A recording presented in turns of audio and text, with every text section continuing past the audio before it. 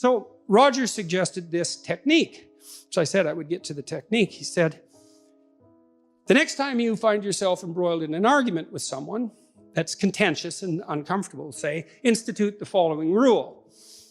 You don't get to respond to the person's claims until they've exhausted that particular claim, and this does presume to some degree that you're dealing with a good faith actor, even if they feel differently than you do. You don't get to respond until you have recapitulated their viewpoint and summarized it in a manner they find acceptable. That's so treacherously sneaky, that rule. Because what it means is you have to demonstrate that you attended to what they say closely enough and carefully enough to, first of all, act out validation of the idea that they have an opinion worth attending to. So that's a big deal, eh? People really like being paid attention to. There's nothing people like more than that, unless they have something to hide. And even then, there's a part of them that would rather have that paid attention to than fail to pass, what would you say, to go unnoticed. Every cynic is entirely disappointed when his or her cynicism goes unchallenged, because there's a part of them, like a little unwarped part of their soul, that's still alive, thinking, oh my God, I hope someone calls me on all my foolishness and cynicism, because if they don't, that means that it's valid and generally applicable, and I'm in hell, and what good is that? And so, and I really mean that. I really mean that. And so you're called upon to, first of all, summarize what they said, which is not an easy thing, right? Because it means you have to, and sometimes it's somewhat incoherent and emotion-laden, especially if it's in the course of an argument. So you have to sort of strike right to the quick. It sounds to me like this is the point you were making. And then you lay out the point, and then you see they have to be happy with your summary. They have to be pleased with it, which means that you're doing exactly the opposite of straw-manning the argument, quite the contrary. And you're doing them a favor in some sense by reducing it to the gist, because that's actually an incredibly complex cognitive operation. I had one client who was extraordinarily seriously affected, and in the final analysis, I don't know if I was of any help to her, because the pit of family pathology she was ensconced in was so deep that no matter how far we dug, there was already always a new layer of lies underneath the lies we had already worked months to uncover. It was just awful, like homicidal level awful, literally terrible. But she told me she went on a tangent that lasted for 4 consecutive day clinical sessions. Like, they weren't the whole day, but they were 50 minutes on 4 consecutive days. I had no idea where she was going. She was wandering all over in this Freudian associational manner, and she came to the point at the end of it. It was unbelievable. She tied together she was a very intelligent woman. She tied together this tremendously long, incoherent ramble into a little bow right at the end, like the punchline of a remarkable joke. And she had extracted, in some sense, the gist of what she was saying as a consequence of the circumambulation, the wandering through all this territory. And when you listen to someone very, very carefully, and especially if they express themselves for a while, and you say to them, well, it sounds to me like this is what you're saying, what you're doing is taking a tremendous amount of emotionally laden material, a lot of it unnecessary in the final analysis because of the ensuing synthesis, and offering them a synthesis, which is a great thing to do, especially if they're happy to accept it, because that also means that you did listen to them. So you signified that they were worth attending to, and then you listened to them enough to actually understand what they were saying, to try to understand it, and then you did understand it. And then they're way happier with you, even if you're arguing with them, because at least now they know they can rely on you to be a reliable listener, and that you're not trying to, you know how it is when you're arguing with someone, there's a part of you that really wants to win. It's like, I'm right, you're stupid and wrong.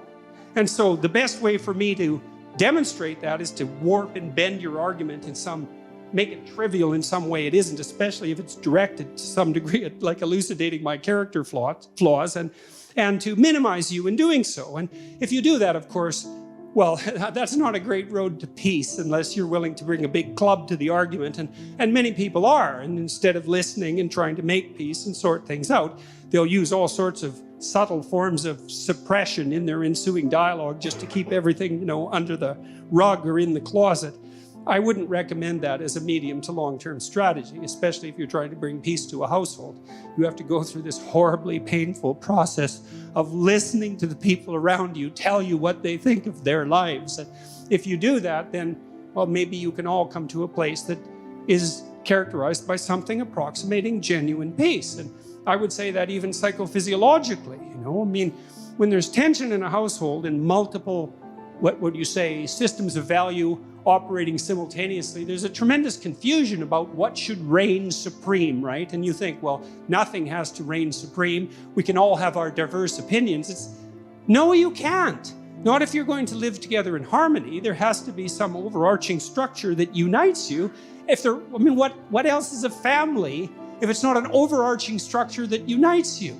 Now, within that, there can be tolerance and even appreciation for necessary individual differences, and obviously there should be, but that doesn't mean there's not a higher unity that the entire organization, let's say, is striving for in some manner, and not only striving for, but pining for, or even dying for. And I don't use those words lightly. Like, the absence of that incorporating higher structure is a felt sense of catastrophe on the part of the members of the family. They're always at each other's throats. They're interfering with each other's goals. They can't listen. They're in a chronic state of hyper-arousal because they don't know what to do ever. They're hopeless because no goals have been clearly defined, and we experience almost all our hope in relationship to defined goals. So this isn't some, what would you say, humanity's myth or some reality that isn't as concrete as everything that you see before you. It's quite the contrary. And as far as Rogers was concerned, well, you had to let people talk to find out what they thought, so they could find out what they thought, so they could move towards something, so they could move away from hell, because that's certainly what you see in clinical practice. I mean, people are suffering in ways you can you can probably imagine, because no doubt many of you have either been there or seen people who were there, lived with them. You know, to move away from that's more real than anything else. If pain is more real than anything else, what's even more real than pain is whatever we have to fight off the pain. And that's free speech. It's identical with freedom of thought. It's associated with this capacity and necessity to listen deeply. They're flip sides of the same coin, to use a terrible cliche. And all the clinical data we have, including the more stringently research-oriented clinical inquiry, indicates quite clearly that the exchange of information like that, the generation of semantic and emotional information in a state of relative freedom, the revelation of those thoughts, and then the discursive analysis of those thoughts, say, and then the implementation into action and the testing of them, that is the pathway to health, insofar as that can be attained by, say, psychological or spiritual means. And so that's why free speech is not just another freedom or right among many. It's certainly not viewpoint diversity or anything like that. It's the mechanism by which we generate the conceptions that allow us to organize our experience in the world. It's that mechanism. And more than that, it's the mechanism that allows us to reformulate and criticize those conceptions when they've become outdated and sterile, to dissolve them into a chaos that we have to contend with while it's occurring, and then to reanimate them in a new form so that we can move into the future. And so if you're concerned with the oppressed, let's say, why in the world would you oppose free speech?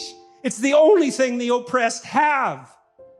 And if you don't understand that, I would say, well, that's either an ignorance that's so deep that you should remediate it as rapidly as possible, or a malevolence that's so appalling that you should face it even though you'll face it at your peril. And so you come to a university like this that's been a bastion of free speech, in a country that's been a bastion of free speech and a light unto the world in that regard for 1,000 years, and all due credit to all of you for that.